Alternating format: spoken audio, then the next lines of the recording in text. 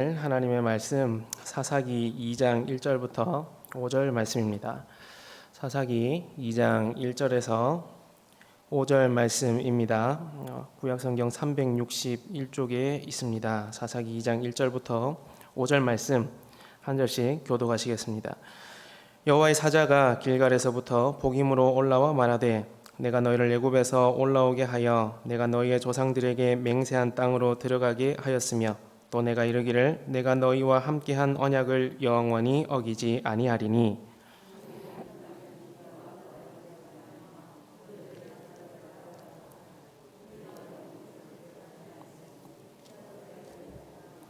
그러므로 내가 또 말하기를 내가 그들을 너희 앞에서 쫓아내지 아니하리니 그들이 너희 옆구리에 가시가 될 것이며 그들의 신들이 너희에게 올무가 되리라 하였노라.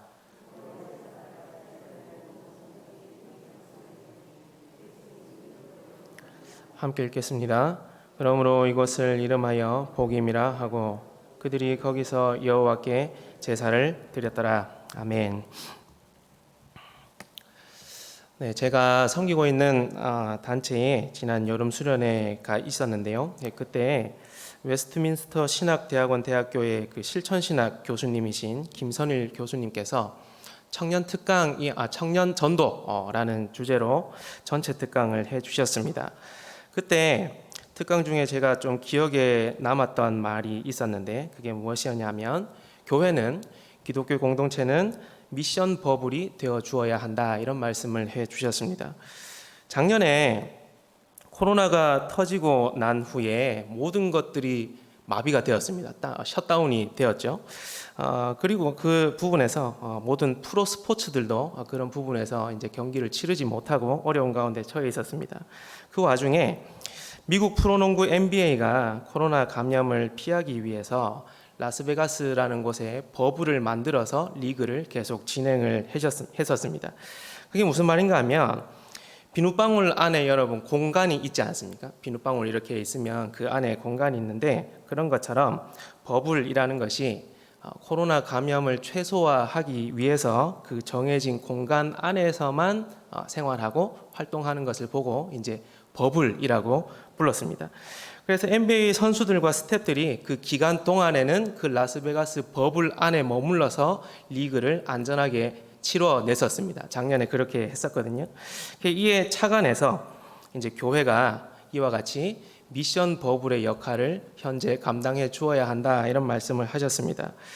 세상의 악한 죄의 영향력으로부터 사람들을 지켜주는 역할을 하는 것이 교회의 역할이다라는 것과 그리고 교회 안에 있는 지체들끼리 하나님을 알아가고 또 말씀 위에 교회가 굳건하게 공동체가 굳건하게 세워질 수 있도록 그 사명을 함께 감당하는 것이 교회가 해야 되는 그 미션 버블의 역할이다 이런 말씀을 하셨습니다. 그게 아직도 좀 기억에 남아 있습니다.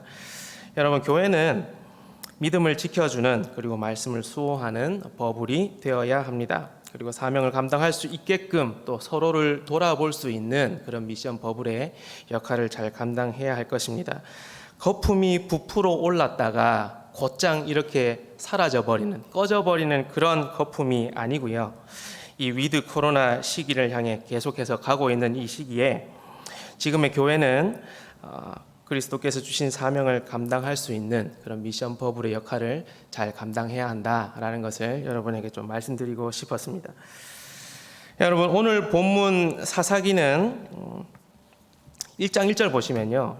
사사기 1장 1절에 한번 보시면 여호수아가 죽은 후에라는 말로 사사기가 시작을 하고 있습니다.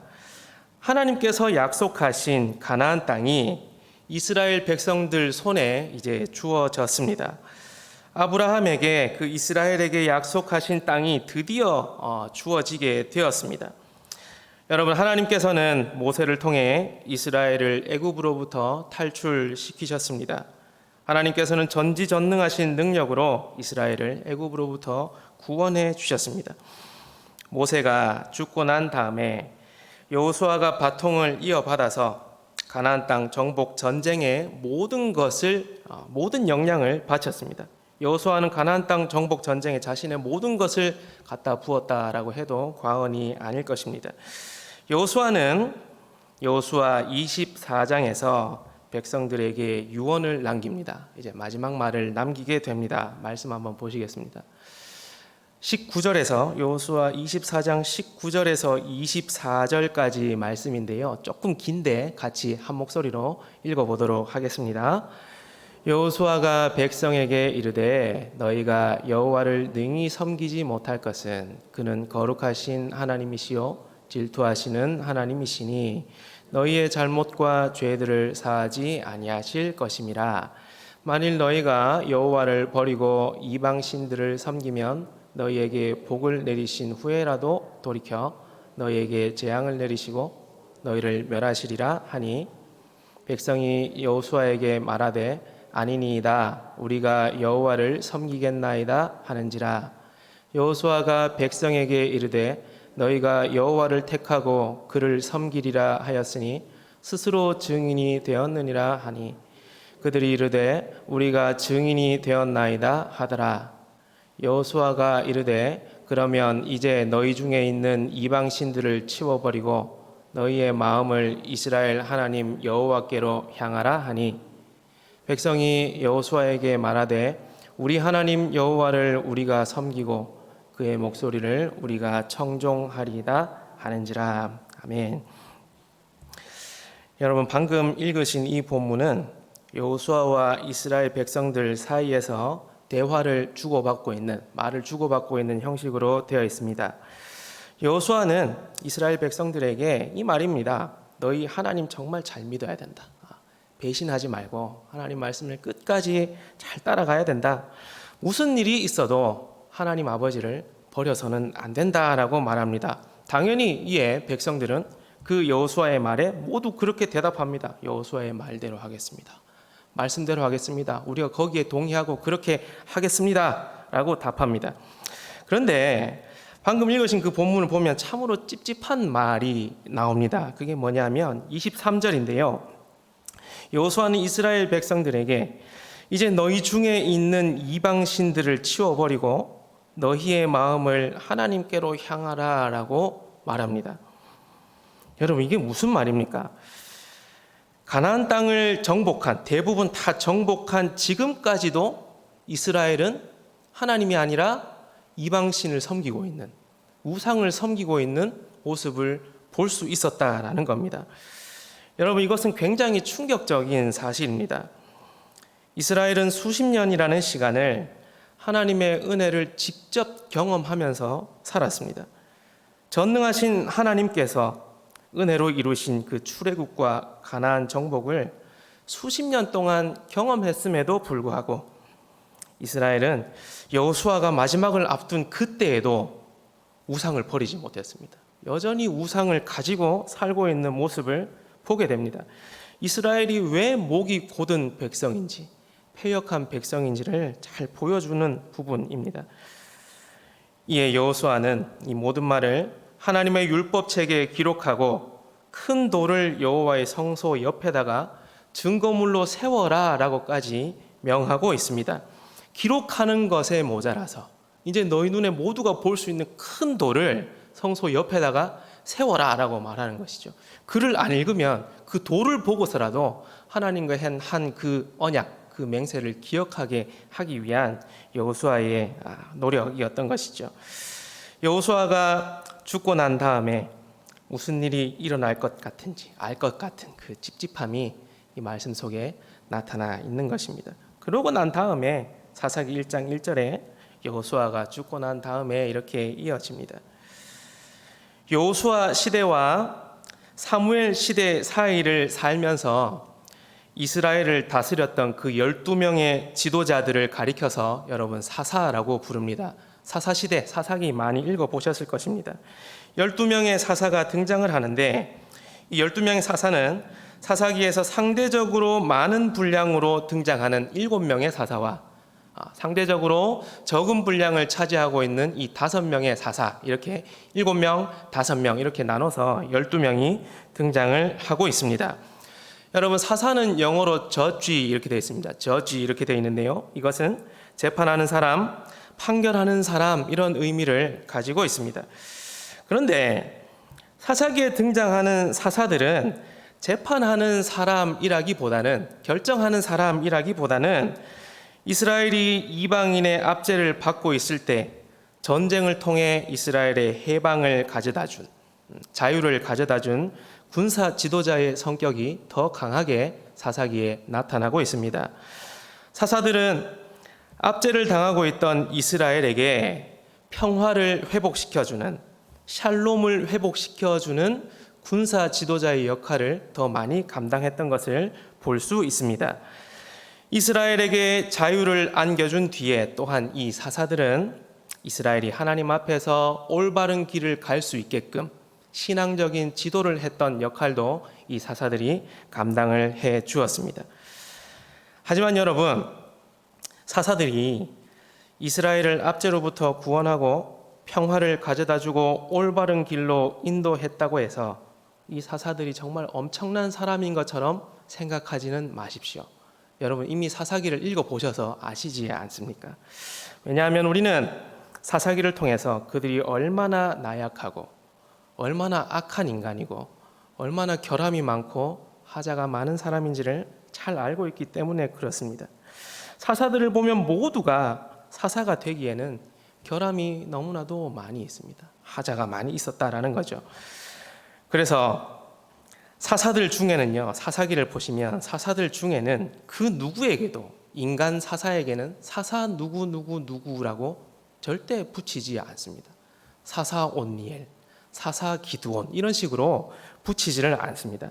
사사기에서 사사 누구라는 호칭이 사용된 것은 사사기 11장 27절밖에 없습니다. 우리 같이 한번 보시겠습니다. 사사기 11장 27절입니다. 내가 내게 죄를 짓지 아니하였거늘 내가 나를 쳐서 내게 악을 행하고자 하는도다. 원하건대 심판하시는 여호와께서 오늘 이스라엘 자손과 암몬 자손 사이에 판결하시옵소서 하였으나. 아멘. 여러분 한번 찾아보십시오. 누구에게 사사라는 말을 붙였을까요? 이게 번역이라서 잘 안 나오는데요. 원어로 한번 보시면 심판하시는 여호와, 이것이 사사 여호와라는 표현입니다. 그러니까 사사기에서 등장하는 사사 누구라고 표현하는 것은 인간 사사에게는 절대로 그 호칭을 붙이지 않습니다. 심판하시는, 이 히브리어로 사사가 쇼페트인데요. 저 심판하시는의 쇼페트라는 단어가 쓰였습니다. 그러니까 사사기에서 말하고자 하는 이 사사는 하나님밖에 없다라는 것입니다. 진정한 사사는, 참 사사는 하나님밖에 없음을 사사기가 밝히고 있습니다. 사사라는 말은 하나님의 성호로만 사용을 하고 있는 것이죠. 여러분, 우리는 하나님 외에는 그 누구도 직접적으로 사사라 부르지 않은 것을 주목해야 할 것입니다. 이것은 우리의 유일한 사사는 하나님밖에 없다라는 것을 알려주는 것입니다. 오직 유일하신 여호와 하나님만이 복과 심판을 주실 수 있는 재판관이다라는 것을 사사기가 우리에게 알려주는 것입니다. 여러분, 피조물에게 복을 주시고 심판을 내리시는 존재는 하나님밖에 없습니다. 인간 사사가 할 수 있는 것이 절대 아닙니다. 오직 하나님만이 하실 수 있다라는 것입니다. 하나님께서 이 결함이 많은 12명의 사람들을 사사로 세우신 것은 그들이 쓰임받을 만한 자격이 있어서가 아니라 하나님의 주권적인 의지로 일방적으로 세우신 것입니다. 하나님의 뜻인 것이죠.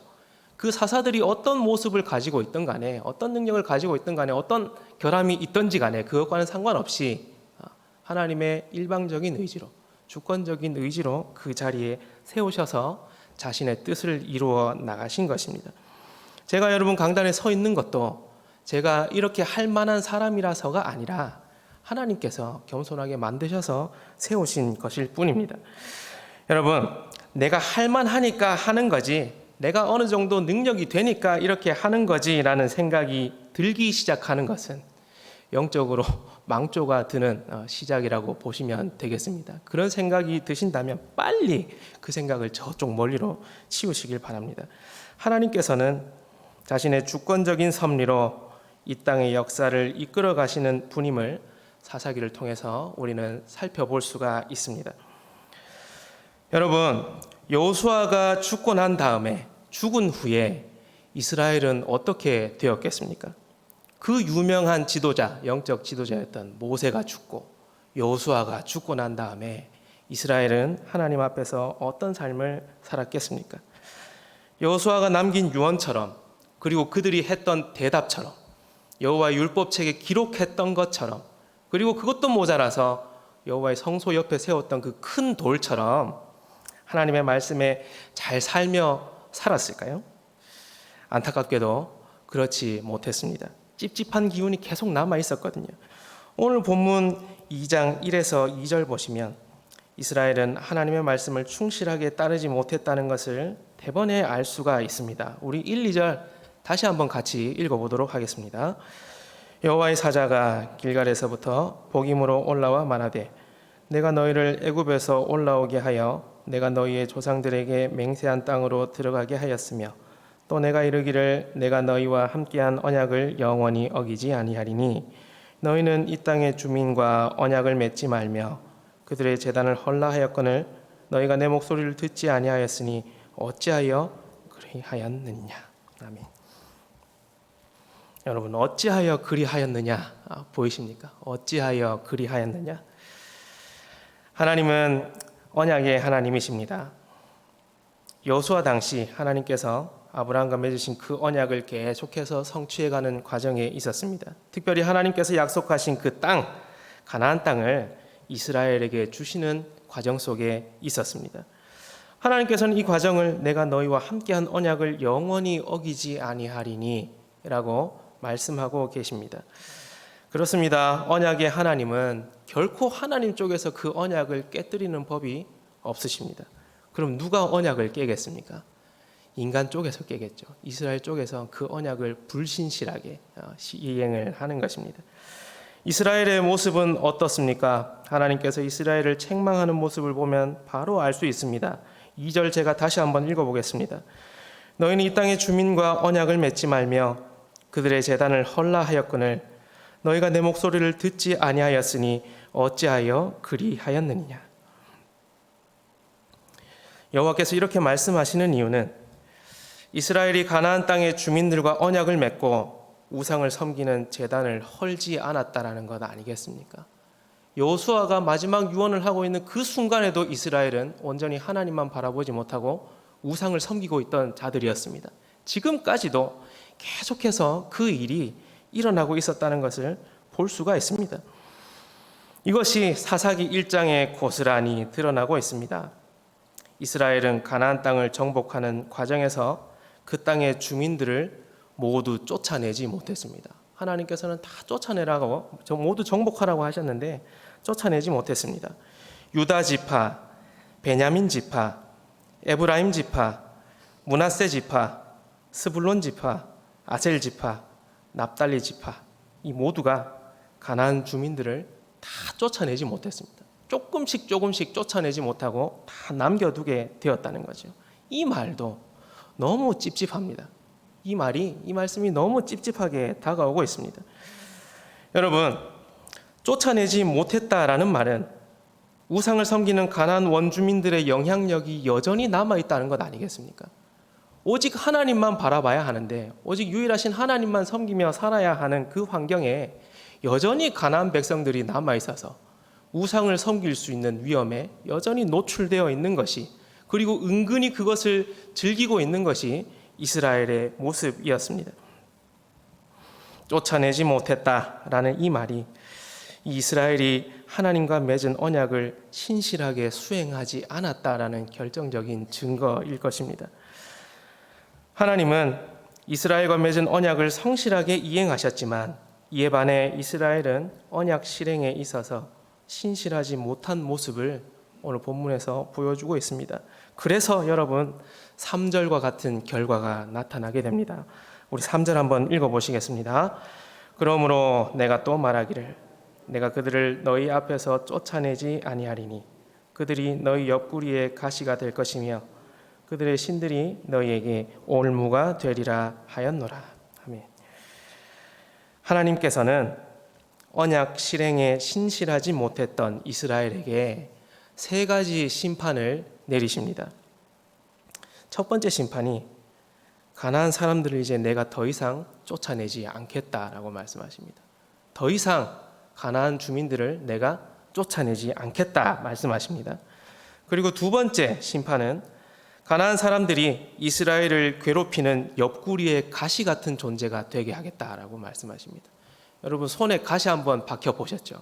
이것도 얼마나 신경 쓰이고 아픈데 그게 옆구리에 가시와 같은 존재가 되게 하겠다라고 말씀하십니다. 그리고 세 번째 심판이 가나안 사람들의 신이 이스라엘에게 올무가 될 것이다 라고 말합니다.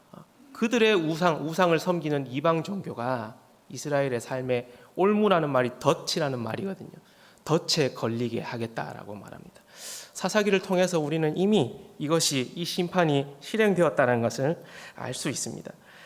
하나님께서 이스라엘에게 말씀하시는 3절은 이 3절은 앞뒤 잴 것 없이 그냥 언약 파기입니다. 내가 너희와 맺은 이 언약 내가 파기하겠다. 더 이상 실행하지 않겠다. 이행하지 않겠다라고 말씀하시죠.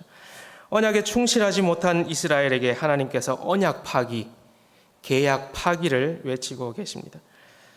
여러분, 우리는 하나님을 대하는 우리의 태도를 곰곰이 한번 생각해 볼 필요가 있습니다. 우리는 하나님을 너무 물렁하신 분으로 생각하는 경향이 있는 것 같습니다. 하나님을 너무 물렁하게 생각하는 것 같습니다. 하나님의 말씀을 무시하거나 예배나 모임을 무시하고 살아도 아무 일도 일어나지 않으니까 하나님을 만만하게 보는 것 같습니다. 오래 참으시는 하나님이 가만히 계시니까 정말 그냥 우스갯소리로 가만히로 보이는 것 같은 그런 모습으로 그런 태도로 우리가 신앙생활을 하고 계시지는 않습니까? 사랑하는 동해 성도 여러분, 그런 신앙생활은 정말 우리에게 큰 일을 치르게 할 것입니다. 하나님은 우리가 생각하는 그런 만만하고 물렁하신 분이 결코 아니십니다. 하나님과 점점 멀어지는 쪽으로만 선택하며 살아가는 사람들을 만날 때면 심하게 걱정이 됩니다. 제 마음 가운데 근심 걱정이 찾아옵니다. 이 말씀을 준비하면서도 제가 만났던 몇 명의 얼굴들이 이렇게 좀 지나갔었습니다.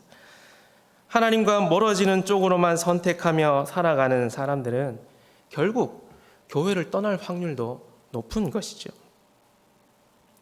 저희 사회 경험에 의하면 좀 그런 것 같습니다. 하나님은 우리의 죄를 용서하시고 구원하시는 사랑의 하나님이십니다. 동시에 우리 하나님은 죄를 가장 싫어하셔서 그 죄를 심판하시는 하나님이십니다. 하나님은 거룩하시기 때문에 죄와 공존하는 것 자체가 안 되는 분이십니다. 하나님 있고 죄가 있다. 이거는 문장 자체가, 그 말 자체가 성립이 안 되는 말인 것입니다. 하나님께 사랑과 긍휼을 기대하는 것은 죄인인 우리가 가져야 할 마땅한 자세입니다.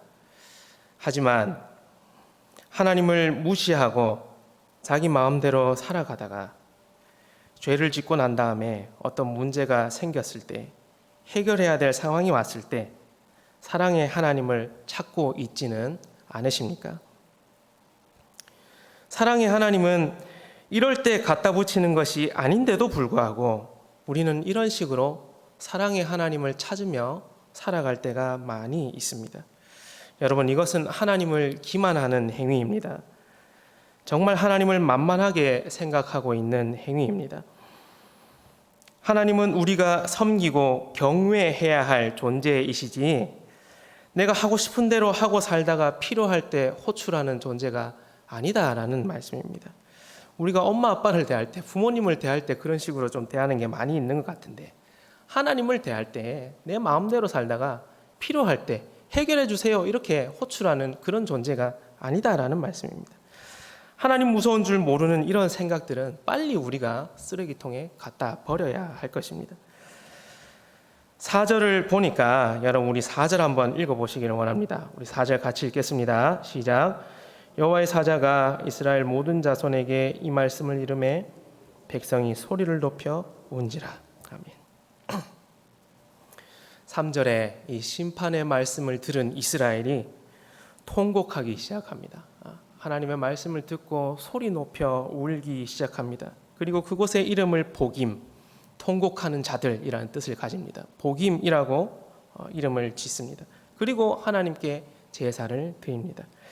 근데 여러분, 하나님은 이 이스라엘의 통곡 소리에 반응하지 않으십니다. 오늘 본문 다음 보시면요, 11절 보시면 바로 나옵니다. 이스라엘 자손이 여호와의 목전에 악을 행하여 바알들을 섬기며라고 말하고 있죠. 하나님을 버리고 바로 다른 신을 섬기고 있는 이 이율배반적인 모습을 이스라엘이 보여주고 있습니다. 여러분, 그냥 이 통곡은 지금 이 4절에서 흘리고 있는 이 이스라엘의 통곡은요, 그냥 자신의 신세를 한탄하는 눈물일 뿐입니다. 악어의 눈물인 거죠. 거짓 눈물입니다. 여러분, 왜 악어의 눈물인지 아십니까? 저도 이번에 찾다가 알았는데, 이집트 나일강에 사는 악어가 사람을 보면 잡아먹고 난 다음에 그를 위해서 눈물을 흘린다고 합니다. 그런 서양의 어떤 전설이 전해진다라고 하는데, 거짓 눈물인 거죠. 정말 거짓, 유치하게 짝이 없는 거짓 이율배반적인 눈물을 흘리고 있는 겁니다. 여러분, 우리가 흘리는 눈물에는 하나님을 향한 철저한 회개와 순종에 대한 결단이 들어 있어야 합니다. 그래야 그 눈물이 하나님 앞에서 의미가 있습니다. 우리는 눈물의 의미를 제대로 이해해야 합니다. 눈물을 흘리는 것을 마음속에 답답한 것을 그냥 해결하는 카타르시스 정도로 이해해서는 안 되는 것입니다. 사람들은 이렇게 한 것을 가지고 은혜 받았다라고 표현하는 것 같기도 합니다. 잘 분별해서 생각을 해야 합니다. 우리는 눈물에 대해서 생각할 때 철저한 회개와 순종의 결단이 있는지 없는지 그것부터 잘 살펴야 할 것입니다. 여러분, 사사기에는 오늘 본문을 포함해서 백성들이 통곡하는 부분이 초반, 중반, 후반 이렇게 3번 등장을 하고 있습니다. 초반부가 오늘 보신 이 말씀이고요. 두 번째 이스라엘 백성들이 또 우는 장면은 사사기 11장 부분에 등장하는 사사 입다가 등장하는 부분입니다. 사사 입다가 암몬 자손을 물리치고 난 다음에 집으로 돌아오는 길에 실언을 하게 됩니다. 지금의 가치관과는 좀 다른 세계에서 살고 있었기 때문에 지금 우리가 이 말을 좀 이해하기는 어렵습니다. 내가 집에 들어갈 때 제일 처음 문에서 나를 영접하는 사람을 하나님께 번제물로 드리겠다. 실언을 하게 되죠. 그런데 어떻게 됩니까? 그 문을 딱 열었을 때 입다를 맞이했던 사람이 자신의 딸이었습니다.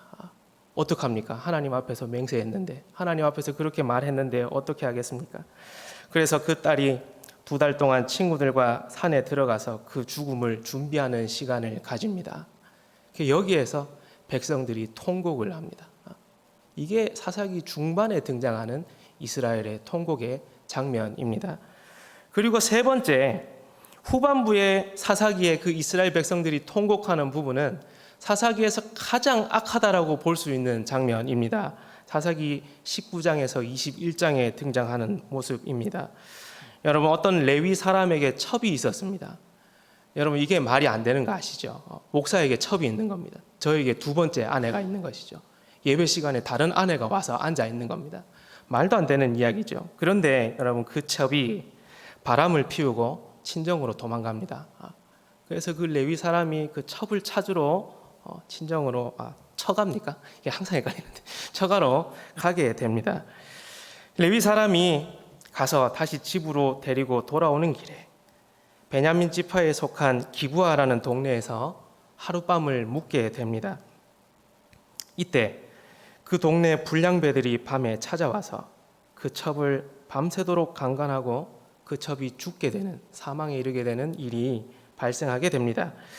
이에 분개한 이 레위 사람이 첩을 12토막을 내게 됩니다. 그리고 그 한 토막씩 각 지파에게 보냅니다. 나에게 이런 일이 있었다. 베냐민 지파 땅에서 이런 일이 있었다. 나의 억울함을 들어주시오라고 하면서 12지파에게 그 자신의 첩의 시체 토막토막을 보내게 됩니다.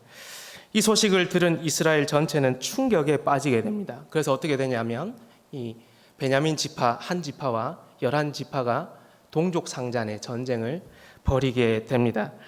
11대 1의 싸움이 되는 것이죠. 이 전쟁에서 베냐민 지파 2만 5천 명이 죽게 되고 베냐민 지파의 성읍은 모두 불타게 됩니다. 이 모습을 보고 이스라엘 전체가 또 통곡의 시간을 가지게 됩니다.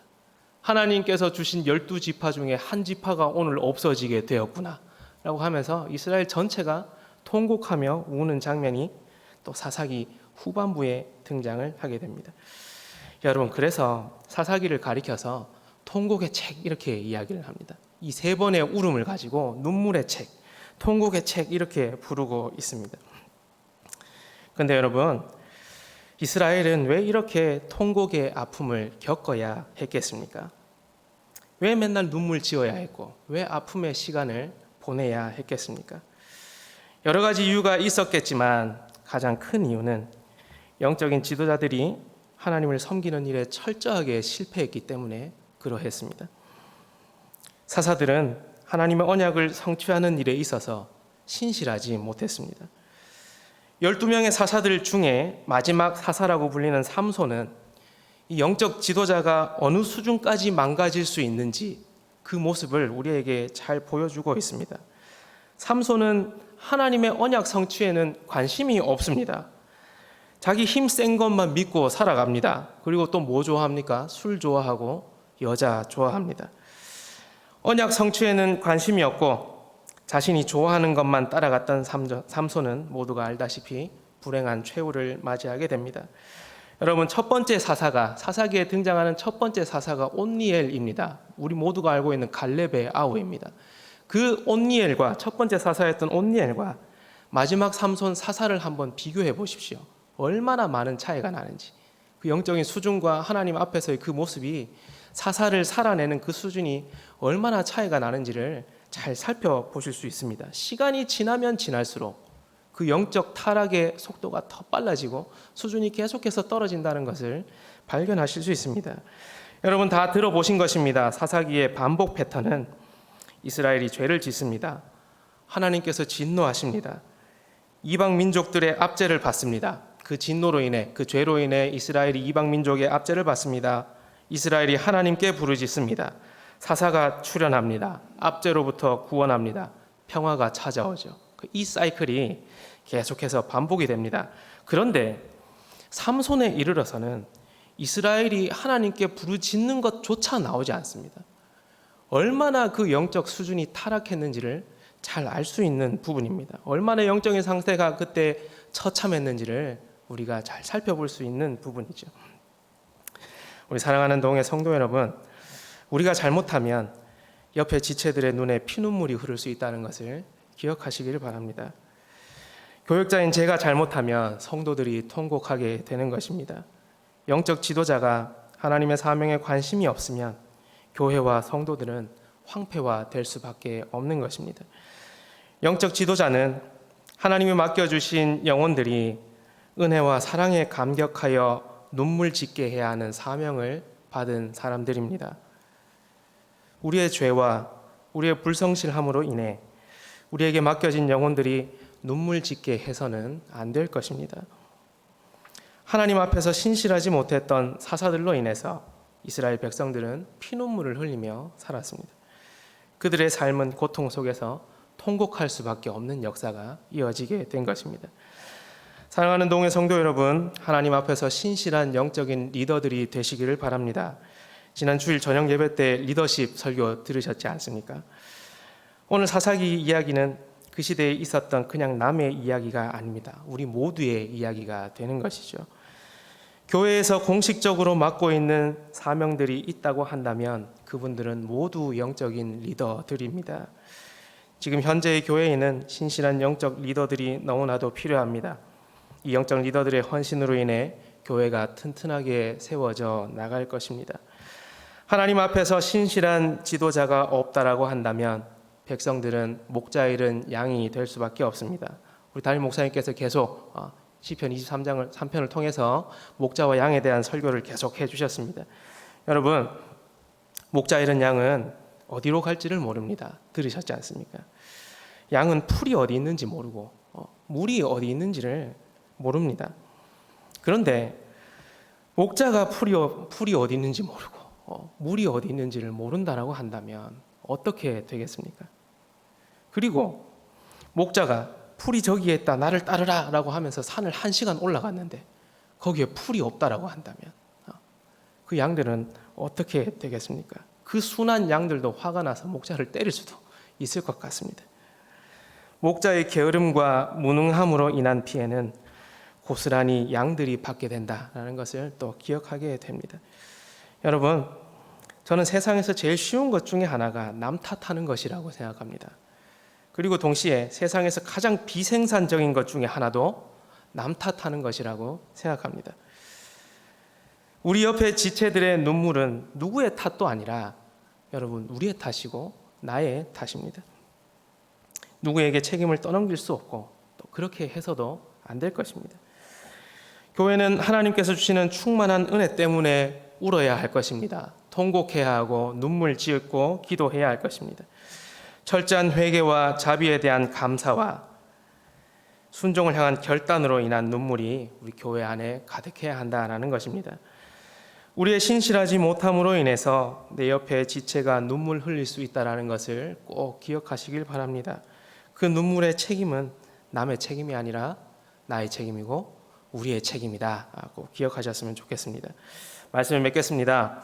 여러분, 여기 계신 모든 분들은 하나님 앞에서 귀하게 쓰임 받을 사람이라고 생각을 합니다. 쓰임 받았다라고 생각하지 마시고 아직도 쓰임 받을 시간들과 열정들이 남아 있습니다. 영적인 책임감을 가지고 사시길 바랍니다. 하나님 앞에서 리더의 게으름과 불성실함으로 인한 피해는 우리의 지체들이 고스란히 받게 된다라는 것을 꼭 기억하십시오. 교회의 리더들의 불신실함은 지체들의 통곡으로 이어진다라는 거 꼭 기억하시며 살아가셨으면 좋겠습니다. 기도하겠습니다.